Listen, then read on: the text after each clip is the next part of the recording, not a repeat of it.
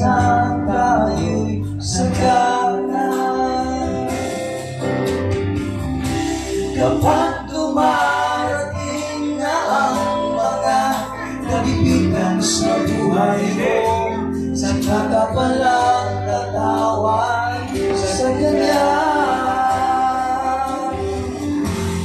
Huwag mawalan ng pag-asa, kaibigan. Ang mga pagsubok sa'yo'y dumaraan lamang. Asahan mo, may handang tutulong sa'yo. Naglilitibay si Jesu Cristo. Sabi ng Panginoon, tumawag ka at ako'y sasagot sa'yo. At ako'y magpapakita ng mga bagay na di mo pa nakita. Oh,